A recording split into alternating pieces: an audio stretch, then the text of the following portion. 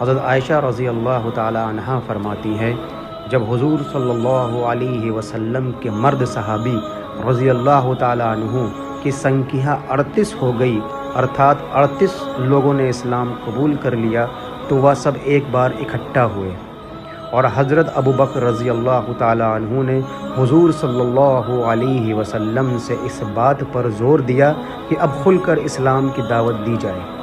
آپ نے فرمایا، اے ابو بکر، ابھی ہم لوگ تھوڑے ہیں، لیکن حضرت ابو بکر اصرار کرتے رہے، جس پر حضور صلی اللہ علیہ وسلم نے کھلم کھلا دعوت دینے کی اجازت دے دی۔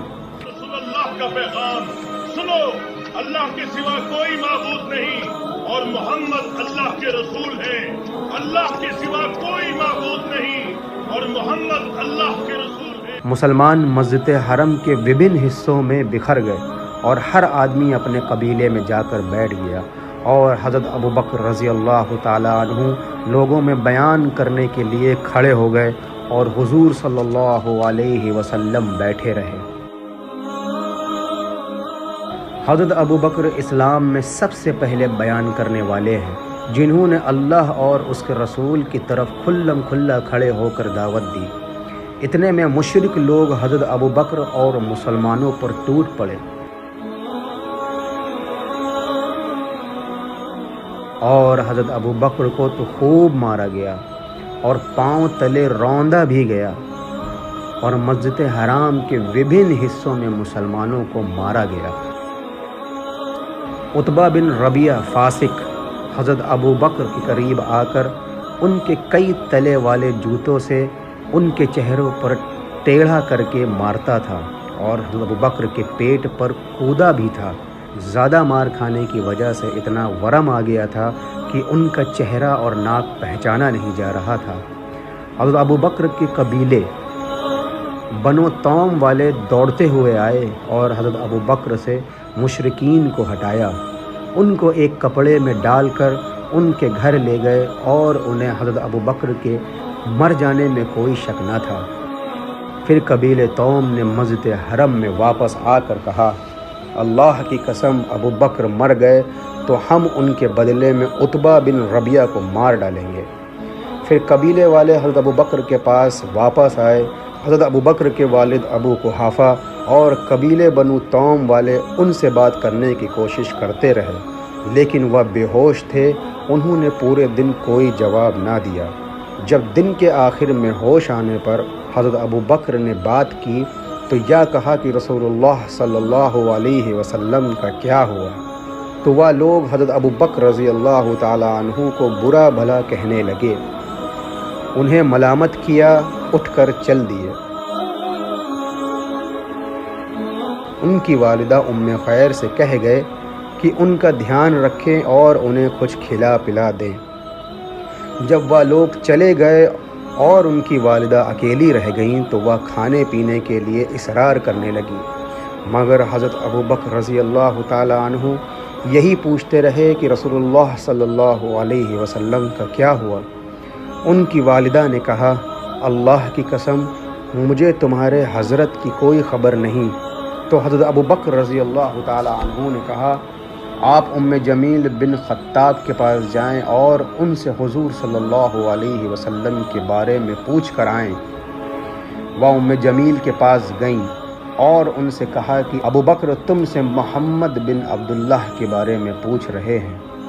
ام جمیل نے کہا، میں نہ تو ابو بکر کو جانتی ہوں اور نہ محمد بن عبداللہ کو، اگر تم کہو تو میں تمہارے ساتھ تمہارے بیٹے کے پاس چلتی ہوں۔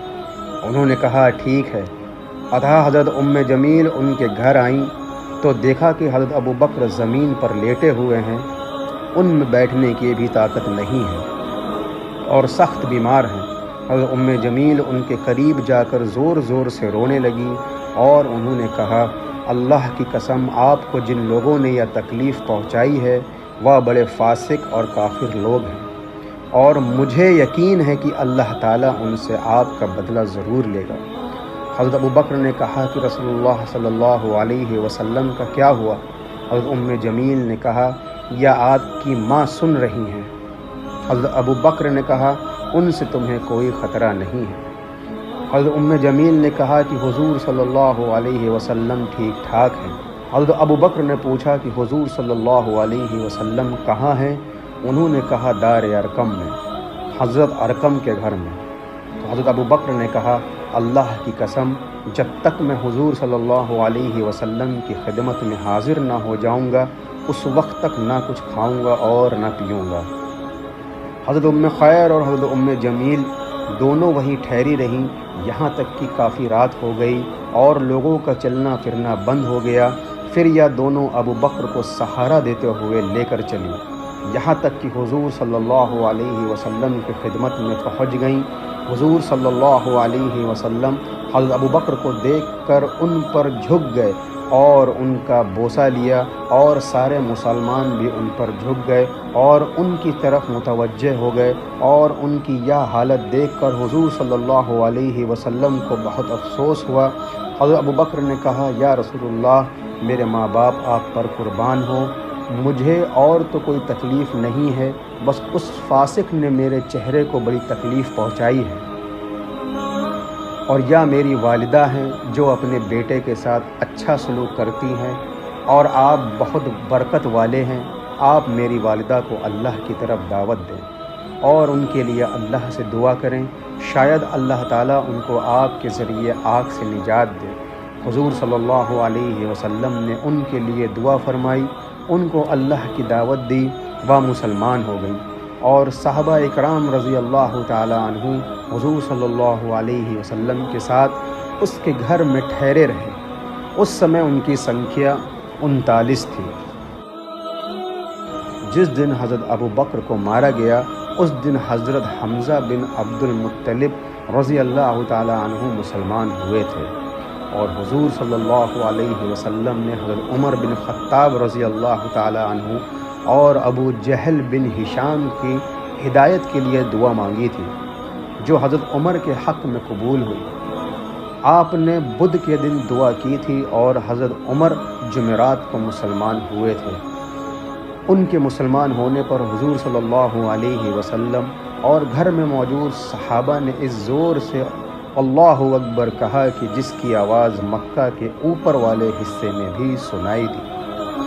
حضرت ارقم رضی اللہ تعالی عنہ کے والد اندھے کافر تھے، وہ یہ کہتے ہوئے باہر آئے کہ اے اللہ، میرے بیٹے اور میرے چھوٹے سے غلام ارقم کی مغفرت فرما، کیونکہ وہ کافر ہو گیا، یعنی انہوں نے اسلام کا نیا دین اختیار کر لیا ہے۔ حضرت عمر نے کھڑے ہو کر کہا یا رسول اللہ صلی اللہ علیہ وسلم، ہم اپنا دین کیوں چھپائیں جب کہ ہم حق پر ہیں، اور ان کافروں کے دین کھلم کھلا ظاہر ہیں، وہ ناپاک ہیں۔ آپ نے فرمایا اے عمر، ہم تھوڑے ہیں، ہمیں جو تکلیف اٹھانی پڑی ہے وہ تم نے دیکھ ہی لی ہے۔ حضرت عمر نے کہا اس ذات کی قسم جس نے آپ کو حق دے کر بھیجا ہے، میں جتنی مجلسوں میں کفر کی حالت میں بیٹھا ہوں، میں ان تمام مجلسوں میں جا کر ایمان کو ظاہر کروں گا۔ اتہا و دار ارقم سے باہر نکلے اور بیت اللہ کا طواف کیا، پھر قریش کے پاس گزرے جو ان کا انتظار کر رہے تھے۔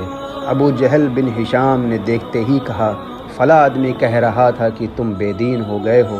حضرت عمر نے فرمایا اشہد ان لا الہ الا اللہ وحدہ لا شریک لہ وان محمدا عبدہ ورسولہ۔ مشرکین یہ سن کر حضرت عمر کی طرف جھپٹے۔ حضرت عمر نے حملہ کر کے عتبہ کو نیچے گرا لیا اور اس پر گھٹنے ٹیک کر بیٹھ گئے اور اسے مارنے لگے اور اپنی انگلی اس کی دونوں آنکھوں میں ٹھوس دی۔ عتبہ چیخنے لگا، لوگ دور ہٹ گئے۔ پھر حضرت عمر کھڑے ہو گئے۔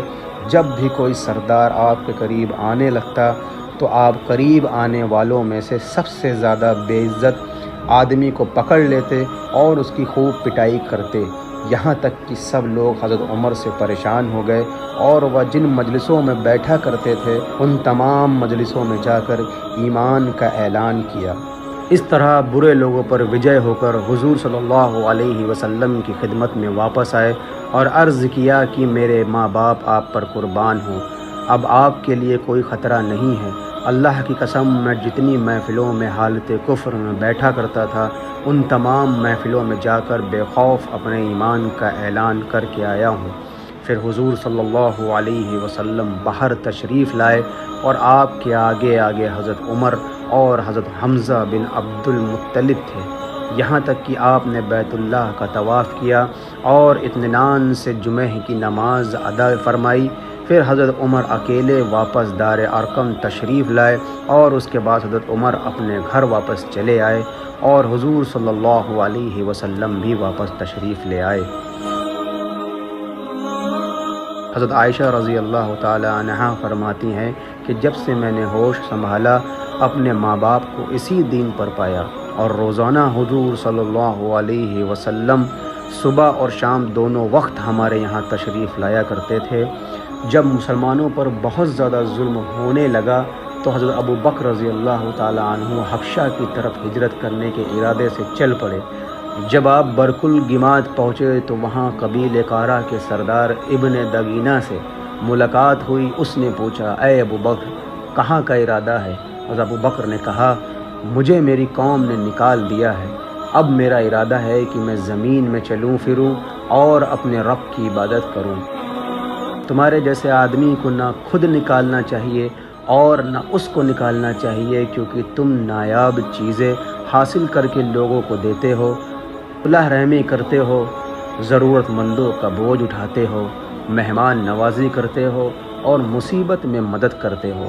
میں تمہیں پناہ دیتا ہوں، تم واپس چلو اور اپنے شہر میں اپنے رب کی عبادت کرو۔ اتحا حضرت ابو بکر واپس آ گئے اور ابن دگینہ بھی آپ کے ساتھ آیا، اور شام کے وقت ابن دگینہ نے قریش کے سردار کے پاس چکر لگایا اور ان سے کہا، ابو بکر جیسے آدمی کو نہ خود مکہ سے جانا چاہیے اور نہ کسی کو ان کو نکالنا چاہیے۔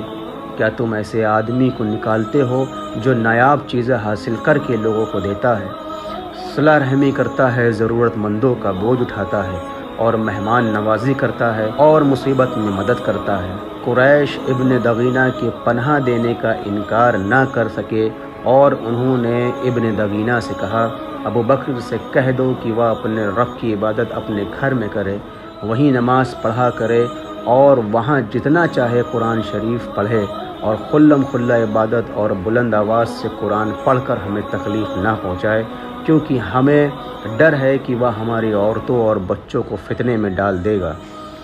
ابن دگینہ نے یہ بات حضرت ابو بکر سے کہہ دی۔ کچھ عرصے تک تو حضرت ابو بکر ایسا ہی کرتے رہے اور نہ اپنے گھر کے علاوہ کہیں بھی اونچی آواز سے قرآن پڑھتے۔ پھر حضرت ابو بکر کو خیال آیا تو انہوں نے اپنے گھر کے صحن میں ایک مسجد بنا لی اور اس میں نماز پڑھنے لگے اور قرآن بھی اونچی آواز سے پڑھنے لگے۔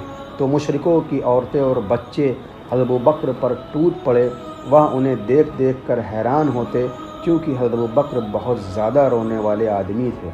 جب وہ قرآن پڑھا کرتے تو انہیں اپنی آنکھوں پر قابو نہ رہتا اور بے اختیار رونے لگ جاتے، جو اس سے قریش کے مشرک سردار گھبرا گئے۔ انہوں نے ابن دگینہ کے پاس آدمی بھیجا۔ ابن دگینہ ان کے پاس آئے تو مشرک قریش نے ان سے کہا، ہم نے ابو بکر کو اس شرط پر تمہاری پناہ میں دیا تھا کہ وہ اپنے گھر میں اپنے رب کی عبادت کریں گے، لیکن انہوں نے اس شرط کی خلاف ورزی کی ہے اور اپنے گھر کے صحن میں ایک مسجد بنا لی ہے، جس میں وہ خلم کھلا نماز پڑھتے ہیں اور قرآن اونچی آواز سے پڑھتے ہیں۔ ہمیں ڈر ہے کہ وہ ہماری عورتوں اور بچوں کو فتنے میں ڈال دیں گے۔ آپ ان کو ایسے کرنے سے روک دیں۔ اگر وہ اپنے گھر میں اپنے رب کی عبادت کرنا چاہیں تو ٹھیک ہے، اور اگر کھلم کھلا سب کے سامنے عبادت کرنے کی ضد پر ہو تو آپ ان سے کہیں کہ وہ آپ کی پناہ آپ کو واپس کر دیں، کیونکہ ہم نہیں چاہتے ہم آپ کے مجاہدے کو توڑیں، اور یوں کھلم کھلا اونچی آواز سے قرآن پڑھنے کی ہم ابو بکر کو اجازت نہیں دے سکتے ہیں۔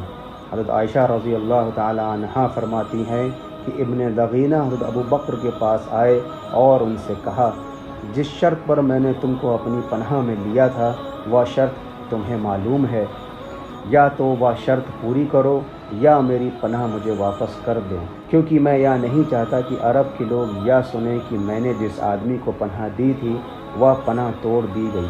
حضرت ابو بکر رضی اللہ تعالی عنہ نے کہا میں تمہاری پناہ کو واپس کرتا ہوں اور اللہ تعالیٰ کی پناہ پر راضی ہوں۔